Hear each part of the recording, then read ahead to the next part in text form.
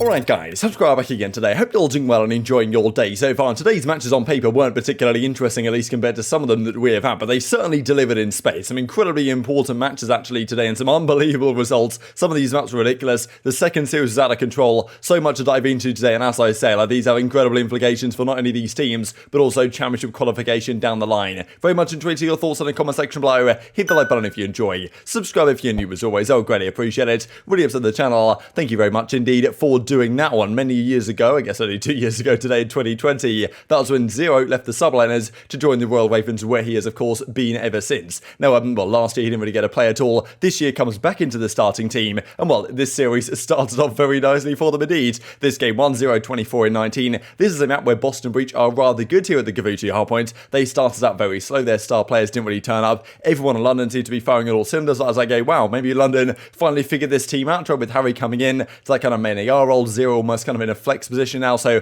kind of a strange one. And Harry, Afro, Nasty, they all played pretty well. Nasty had a Bance series a couple of days ago. He bounced back rather nicely here. Boston really didn't get anything going. Methods didn't get he didn't drop a 1.5, which is usually what is required for them to win this map. They fall short. Now, game 2 was going in a very similar fashion. Let's not go to this one. Let's go to this one first. So I was out at Wetherspoons. I came back. I turned on the stream, and I saw this round. I'm not even sure I saw this round. I'm pretty sure I just saw it when it was 5-0. So I saw London go up 5-0. I was like, hey, wow, this series is not going how I expected. You guys remember earlier today, I called Boston to win this one 3-1. I was like, hey, wow, London are just steamrolling them. They won game 1. They must have just dominated game 2. Like, surely they're going to close out this series relatively comfortably. Now, I must say that even when it was 5-0, I was wondering whether there was a chance here, just because I think earlier this season, it might have been on a Bacage. London were up 5-0 versus somebody, and they brought it back to like 5-3, 5-4, and then London closed it out, and it got a little bit questionable. Now, I was wondering whether that could potentially happen here. So London start the collapse. Now, well, Afro actually dominated this game. Like, he goes on a crazy streak this round, and also in the following rounds as well, before he eventually goes down. I think he was 10-3 at one point, actually. But, he doesn't really help them in the last few rounds, or at least he was trying, but nothing really happened for them. So, honestly, Boston started to bring it back, and fair play to them, because Nero turned up massively, as did Capsidel, and as they slowly clawed their way back into this game. And round after round, London found themselves in situations like this. Very winnable. Afro got a good kill. If Afro just gets one kill there, it's GG. Zero finds himself in a 1v2. Kind of a tough spot here. Like, if he just went down a little bit, like if he just dropped to the floor there, he might have been able to clutch it, but he only gets the one kill. Method strays it out rather nicely, gets the defuse, and yes, they close out another full sale. I cannot believe what we've been seeing lately in Call of Duty, because 5-0 comebacks are very rare indeed. If you guys aren't kind of aware, the original one was Complexity versus Optic back at Full Sail University in 2013 in Black Ops 2 on Express Search and Destroy. I'm sure you guys are familiar with it. Now, that's kind of why it's known as a Full Sail. Now, that's happened very few times between now and then. There's been a few over the years, but very rarely in quick succession. We had one in Modern Warfare. There was none at all last season. It was a Huntsman versus whoever they were playing. Like, Envoy was kind of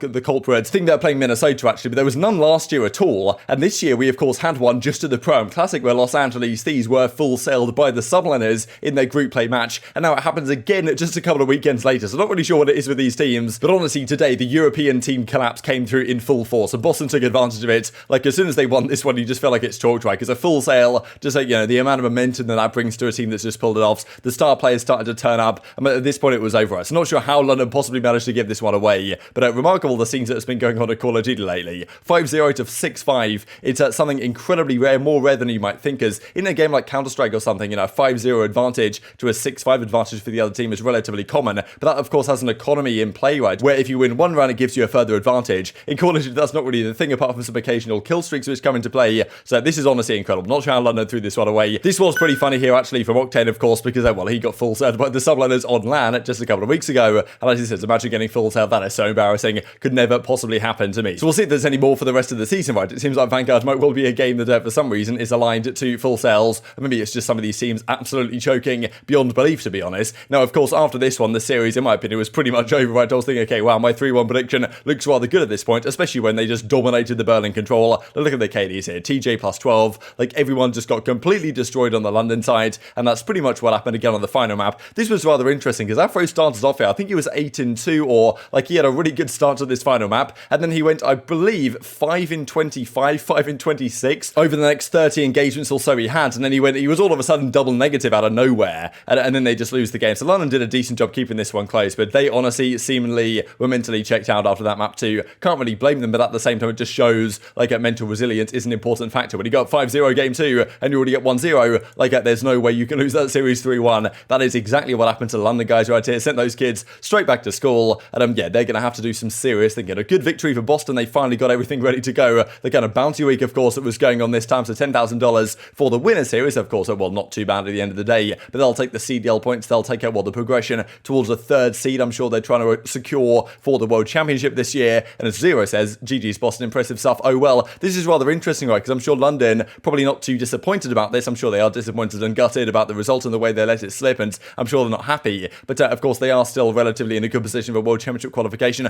I do wonder if they think, though, that maybe this kind of Harry idea isn't actually going to work out. But in fairness, they were looking so good in this series, and then for some reason, they just completely mentally collapsed. And speaking of mental collapses, speaking of full breakdowns, we've got another series just after this to talk about as well. Word to Major is never chalked, and seemingly the kind of the spirit of MajorManiak was also still inhabiting the Minnesota Rokkr today, because we'll talk about that series in a second. Hashtag full sale, says TJ right here after their series victory. And yeah, London's composure was similarly never seen again. These were the final series stats, everyone positive on the side of the Boston Breach, as you might expect, especially after that game 3, game 4. But yeah, that game 2 was an absolute breakdown. Let's dive into this one then. So Toronto versus Rokkr. I predicted earlier today this one to go game 5 and Rokkr to win it, but it did not look particularly likely. But just looking at these two teams, it felt like it really did have a game 5 all over it, right? Rokkr, a team that generally loves to take teams the distance or to take series the distance, and Ultra are pretty good in game 5s in general. So, like, I thought it was going to go game 5 for sure. I really did not know how to call the victory. Now, well, we'll start off with game 1. Game 1 was pretty good in Toronto's favour. They're pretty good at this map, it does seem.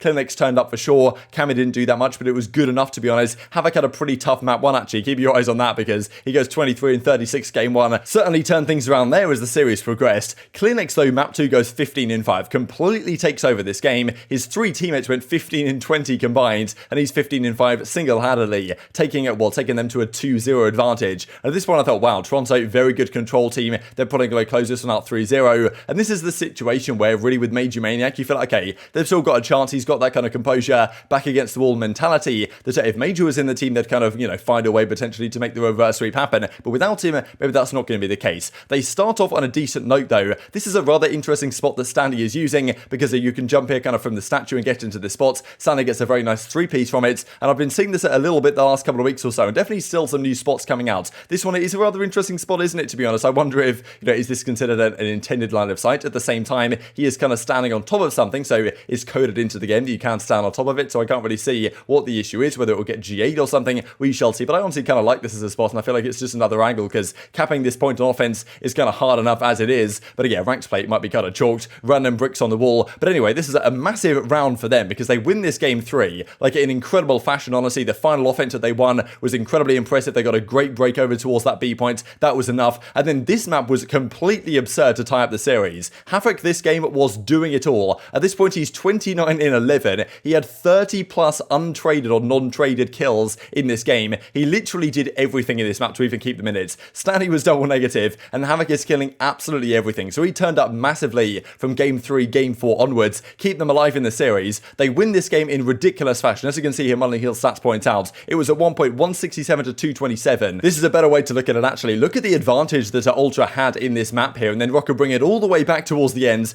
just get over the line in this map. But when they won this, I thought, wow, the momentum they're taking into game 5 is unbelievable. Havok just dominated it. Like, look at this scoreboard, 41 and 21. Like, I mean, Standy was negative 10 at the end. He was negative 10 for most of the map, in fairness, so he kind of came alive towards the ends. But Priestahh, also credit to him, because the last few series, we've talked really this entire season, Priestahh, where are his kills, where are his damage, like he's basically not doing anything. Today, attack's going to slow down a bit, and Priestahh certainly stepped it up massively, as the team needed him to do. So Havok and Priestahh, they combined for a monster map right here, take it to game 5, and the game 5 goes their way as well. This was also like incredibly back and forth. Early on, Toronto had a 2-0 advantage. Minnesota Rokkr kind of pulled it back to 2-2, 3-2, like 3-3, 4-3, 4-4, like it was going all the way down to the wire. And in the end, a 2 versus 4 that Toronto failed to convert, or at least I'm pretty sure it was a 2v4, kind of they were at the disadvantage. They couldn't quite clutch it up. And then Havok at the end here, when they were forced over back towards this speed HUD, it was a 2v3 in favour of the Ultra this time, and Havok comes up massive with a 2-piece, kills Insight off the bomb, gets the second kill as well, and well, CleanX can't get the job done in the final 1 versus 1 to close out the series. So wow, like a reverse sweep comes through for the Minnesota Rokkr. I thought this is only something that they did when they had MajorManiak in the team, but apparently with Havok now, I mean, they're getting gunfight wins like this, which is just absolutely ridiculous. So what a series victory from them, it must be said. Like they've done incredibly well, but it also must be said on the other side for the Ultra guys, like this was a massive series victory for them. And Toronto, of course, this a few days ago, saying that, like, you know, hopefully you can figure this one out. Which one do you drop out of these four? And, you know, seemingly they were implying Priestahh should be the one to go. And then he turned up massively and was the best performing player on the server in the series against the Toronto guys just a few days later. That's maybe why talking trash doesn't always work out in your favor. And as Cammy says, that was a big game for us and we just absolutely threw it away. So,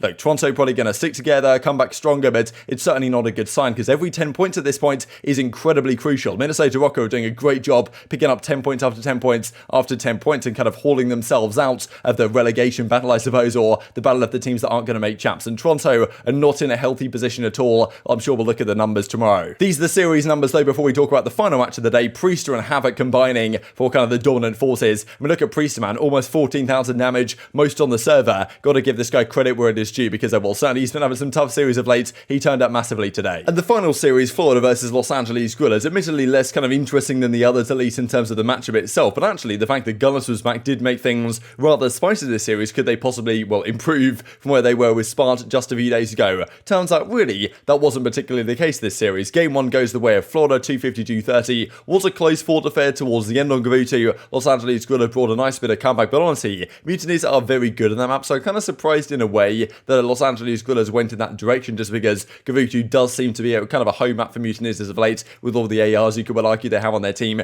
They've been pretty good so far this season on Barrage, right? But maybe Los Angeles Guerrillas didn't really want to go for that one, but interesting choice I thought nonetheless. Florida win the game 1. Game 2 goes the other way. A Search and Destroy win streak as, of course, it will finally Los Angeles Guerrillas this time around, instead of being on a win streak as they were at Major 2, actually on a bit of a losing streak in Search and Destroy. They turn that one around, managed to win this one, and who kind of take them over the line. Honestly, some of the plays still from LAG here were far from polished, let's just say. Like, they were up 5-4 in this game. There was a 1 versus 2 clutch that came in Florida, which really shouldn't have happened, I would argue. The guy was defusing and the other guy just took a complete 50-50. They got caught out 1 versus 2. Like, really not the ideal play to make, and honestly, Los Angeles Guerrillas probably should have won this one more convincingly. They take it in the ends, but the rest of the respawns go in pretty dominating fashion over to the side of Florida, right? A few days ago against Optic, they really didn't look like themselves. This series, they looked a bit more like it, but yeah, LAG have been looking pretty shambolic as of late in pretty much all the game modes. This time they win a search at least with Gunless in the team, but their respawn really didn't look all that much better, so definitely some concerning signs. Doesn't feel like, to me, that Gunless really had all that much impact here. Like, the listeners didn't exactly sound great. The final map as well, he pretty much went double negative also, so yeah, far from the ideal situation here for Los Angeles Guerrillas. Going to be tough to see how they progress, right? Because if this team can't improve with Gunless, like, and the Spart will kind of trade or bench, I suppose, doesn't work out for them, then where do they find themselves in terms of World Championship? They have 115 points, but like, that might not be enough if they, let's say they just stay where they are and lose every game for the rest of the season. Like, that might not be enough to get to champs, right? Even though they did win stage 2. A few more series victories should do it, but they have to get their act together and fast, because all the teams they've been losing to are teams pretty much right around them in the standings, like at Mutineers especially here, which is certainly not where you want to be. Final series stats look like this. Far from the ideal return here for Gunless into the team. The lowest KD, well, actually, apart from Asim in the entire lobby. That was kind of the question mark to me, really, with LAG, because when Gunless was here, we were probably getting a bit more action out of Asim than it was with Spart in the team, at least in the couple of weeks after Major 2. With Gunless back, would Asim kind of turn up to the level that he was playing at when he was effectively the MVP for this squad? If anything, he was kind of the weakest player of this series in terms of damage, even though Gunless had less kills. So, interesting situation. Very much intrigued to your perspective on all this stuff in the comment section below. Hope you guys enjoyed the video. If you did enjoy it, hit on a like button, told you YouTube gods, this is a good video, and as like you should see it as well, and I've grown the competitive Call of Duty community. Thank you much as always, take care of yourselves, and I'll see you next time.